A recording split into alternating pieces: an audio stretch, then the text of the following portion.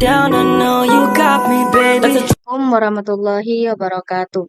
Perkenalkan, nama saya Afifatur Rahmah. Pada video kali ini, saya akan memaparkan proses persihan data hasil survei Google Form yang berjudul Pengaruh Penggunaan Media Pembelajaran Interaktif Berbasis Game Board Ball pada Materi Hak dan Kewajiban terhadap hasil belajar PKN siswa kelas 3 SDN AIP Cikeni. Data yang digunakan berasal dari hasil pengisian angket oleh 21 responden yang telah saya unduh dari Google Form dalam format Excel. Tujuan dari proses pembersihan data ini adalah untuk memastikan bahwa data yang diperoleh benar-benar bersih, rapi, dan siap untuk menganalisis lebih lanjut. Setelah data dari Google Form dipindahkan ke dalam lembar kerja Excel, berikut merupakan tampilan data mentah hasil survei sebelum dilakukan proses pembersihan. Nah, dari tampilan tersebut dapat terlihat bahwa masih terdapat beberapa ketidakteraturan. Seperti ini.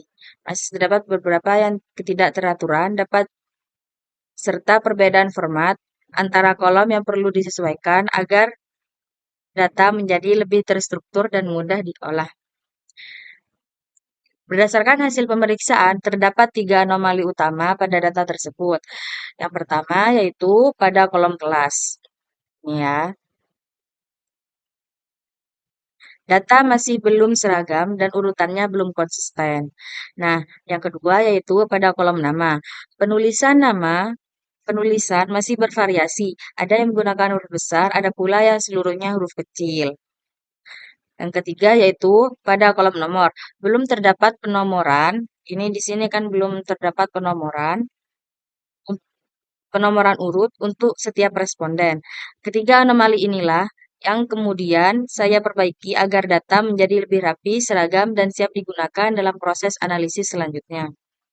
Sebelum melakukan perbaikan terhadap anomali data, langkah pertama yang saya lakukan adalah proses coding data. Coding data bertujuan untuk menyeragamkan isi data sehingga mempermudah proses analisis di tahap berikutnya. Pada tahap ini, terdapat dua bagian utama yang saya kerjakan. Bagian pertama adalah coding pada variabel jenis kelamin. Langkah awal yang saya lakukan yaitu melakukan pengkodean pada kolom jenis kelamin. Hal ini dilakukan karena pada data awal kolom tersebut masih berisi teks seperti laki-laki atau perempuan. Padahal seharusnya berbentuk kode angka agar lebih mudah diolah. Selanjutnya, saya memilih sel bertuliskan perempuan. Ini di bagian paling atas kolom, kemudian menyorot atau memblok seluruh data hingga baris terakhir. Seperti ini. Sebelum lanjut, saya ingin menjelaskan terlebih dahulu bahwa pada proses coding ini saya menetapkan kode 1 untuk jenis laki-laki dan perempuan, dan kode 2 untuk jenis kelamin perempuan. Selanjutnya, saya memilih sel bertuliskan perempuan. Setelah menentukan kode, kita dapat menggunakan fitur Ctrl V. Nah, di sini ada menu replace, kita klik define words. Ini kita isi dengan nama seperti laki-laki atau perempuan. Karena di sini saya akan mencontohkan yang laki-laki terlebih dahulu. Jadi di sini laki-laki. Dan di replace with ini ketikkan kode dari laki-laki. Setelah tampilannya seperti ini, kita klik replace all. Nah, kalau sudah muncul seperti ini, kita klik OK. Nah, di sini sudah berubah ya kepada angka 1. Selanjutnya di perempuan.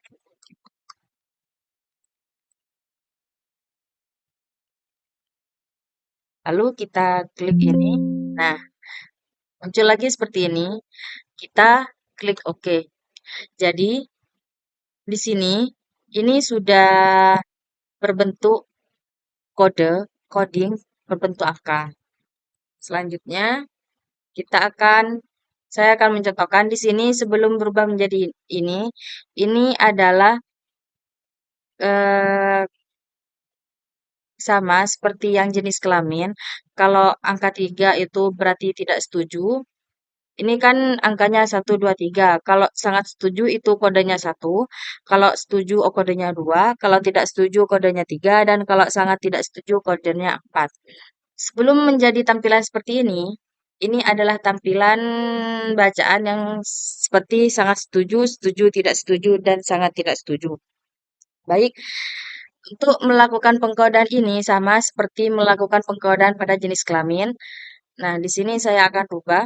Kalau tidak setuju, kalau 3 berarti tidak setuju.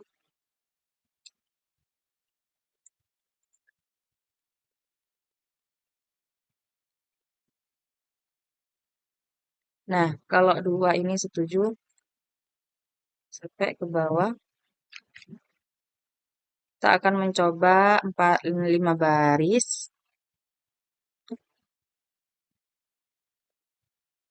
Berapa ini?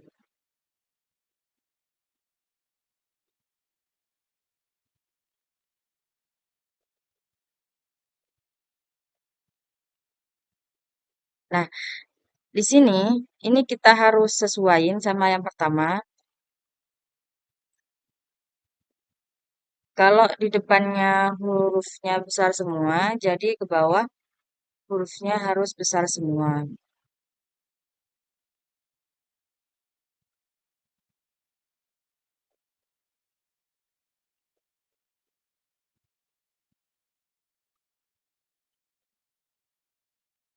Nah, setelah seperti ini, kita blok dari atas, lalu Ctrl F, muncul.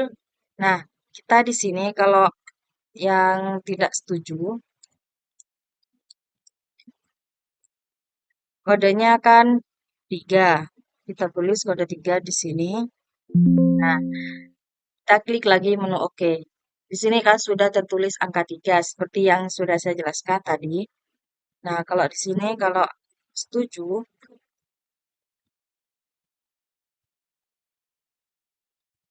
kita ke kode 2. Nah, ini akan berubah seperti ini. Jadi bisa seterusnya kita di sini melakukan seperti itu.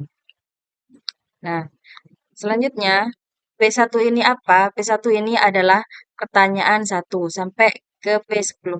Kenapa tidak disalin pertanyaannya? Karena sangat panjang.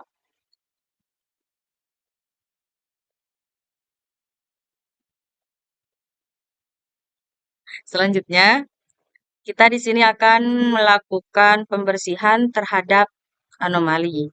Kita akan melakukan di kelas yang pertama di kelas. Karena di sini saya menyorot ke kelas 3, jadi kita harus melakukan filter terlebih dahulu. Sini ya. Ini klik filter, filter, lalu di sini tanda panah ke bawah kita klik. Karena saya akan lebih fokus ke kelas 3, jadi angka panah yang kelas 3 kita hilangkan, klik OK. Nah, setelah tampilannya seperti ini, kita klik manual 2, ketik manual angka 3, 2. Setelah itu kita blok yang 2 ini, terus arahkan kursor sampai sampai muncul tanda plus hitam gini, kita klik ke bawah. Nah, nah, kalau seperti itu ini akan tampilannya berubah menjadi 3 semua. Untuk mengembalikan 3 yang tadi, kita klik di sini di filter lagi, kita centang angka 3-nya lalu klik OK. Nah, di sini yang 3 tadi sudah bertambah. Selanjutnya ke nama. Di sini kan namanya tidak teratur. Ada yang huruf besar semua, ada huruf yang kecil semua. Jadi, untuk lebih kita blok di sini untuk menambah kolom baru. Lalu kita klik kanan, pilih insert, pilih table column to the left. Nah, kita seperti ini. Sudah kan? Kita ini beri nama hasil. Nama hasil, nama yang telah kita benarkan.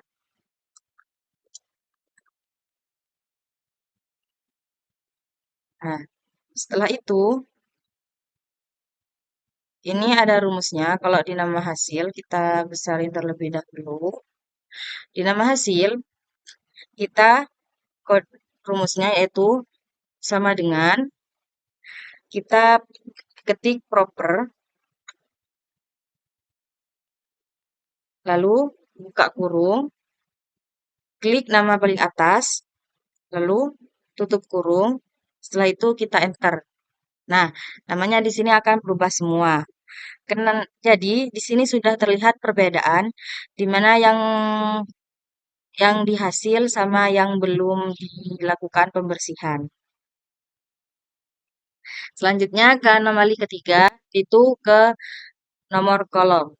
Di sini kan belum terdapat nomor kolom. Jadi kita tambah kolom lagi seperti tadi. Blok ke bawah, klik kanan, insert di table. Nah, seperti ini. Kita di sini ketikkan nomor.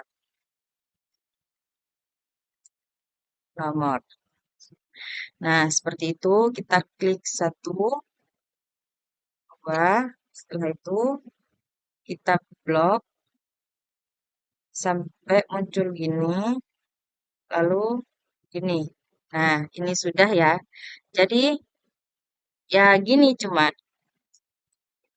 Karena sudah, jadi kita akan memperbaiki di sini. Saya akan memperbaiki agar tampilannya lebih menarik. Kita hilangkan filternya terlebih dahulu karena ini sangat mengganggu.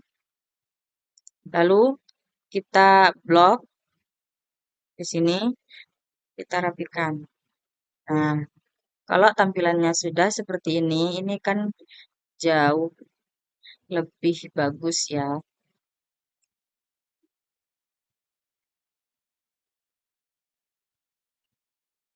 Jadi ini adalah hasil dari